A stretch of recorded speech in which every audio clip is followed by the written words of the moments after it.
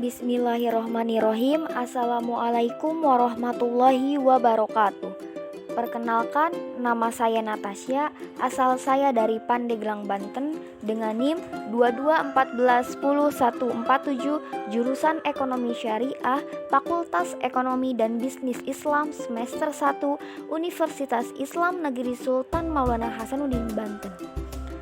Di sini saya akan memberikan penjelasan apa itu Islam untuk memenuhi tugas UAS Metodologi Studi Islam dengan dosen pengampu Bapak Dr. Ipan Ahmad Gufron MPhil. Mari teman-teman kita simak penjelasan sebagai berikut. Nah, teman-teman, apa saja sih yang bakal kita bahas di video kali ini? Di video kali ini saya akan membahas pengertian Islam, bagaimana sebaiknya memahami Islam, dan aspek-aspek dalam Islam. Nah, untuk mengetahuinya, yuk kita bahas satu persatu. Let's go! Teman-teman, ada yang tahu apa itu Islam?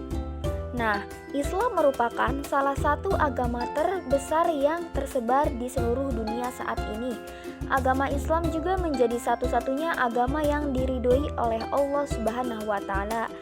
Nah, kita sebagai umat muslim harus bersyukur karena tinggal di Indonesia, di mana mayoritas penduduknya beragama Islam. Nama agama Islam merupakan istilah yang menunjukkan sikap pada sifat pemeluknya terhadap Allah Subhanahu wa Ta'ala. Nama Islam lahir bukan karena pemberian dari seseorang atau kelompok masyarakat, melainkan berasal dari Sang Pencipta langsung, yaitu Allah Subhanahu wa Ta'ala. Agama Islam terus berkembang dan bisa diterima oleh banyak orang berkat usaha yang dilakukan oleh para nabi dan juga ulama-ulama kita. Jika diperhatikan, Islam juga berbeda dengan agama lain yang mengambil nama agama dari nama pendiri atau nama tempat penyebarannya. Kita sebagai seorang muslim tentu penting untuk mengetahui makna Islam. Dengan mengetahui dan memahami makna agama Islam, kita juga bisa semakin mengerti bagaimana seharusnya menjadi seorang muslim yang benar. Penjelasan selanjutnya, bagaimana sih sebaiknya memahami Islam? Salah satu cara ialah dengan mengenal Allah dan membandingkannya dengan sesembahan agama-agama lain. Cara lainnya ialah dengan mempelajari kitab kita, yaitu Al-Quran, dengan dibaca, diamalkan, dan diajarkan sebagai jalan dakwah dan hidup dengan berpegang teguh pada Al-Quran dan hadis. Pembahasan selanjutnya yaitu aspek-aspek ajaran Islam. Yang pertama ada aspek akidah, yang kedua aspek syariah, dan yang ketiga aspek akhlak. Yang pertama yaitu aspek akidah.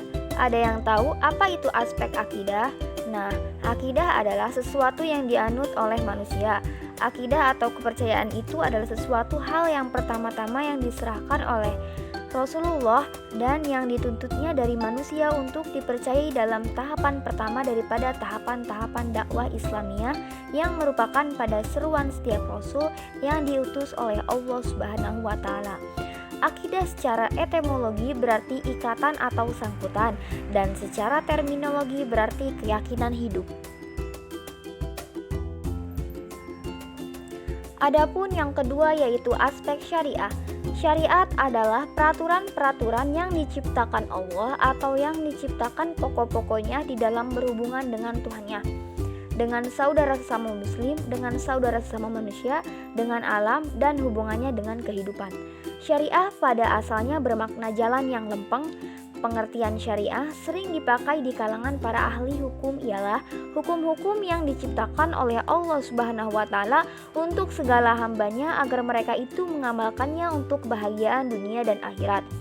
Nah, para ahli fikih ini memaknai kata syariah sebagai nama bagi hukum yang ditetapkan Allah untuk para hambanya dengan perantaraan Rasulullah supaya para hambanya tersebut melaksanakan dengan dasar iman.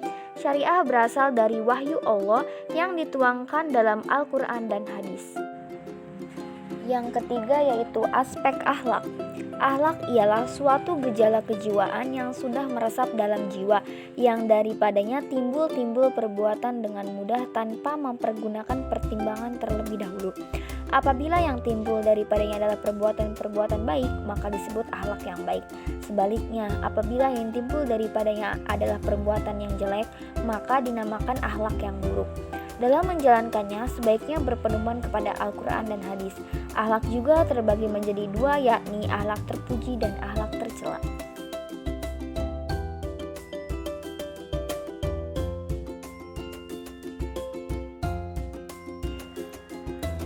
Mungkin cukup sekian pembahasan dari saya, kurang dan lebihnya mohon maaf. Wassalamualaikum warahmatullahi wabarakatuh.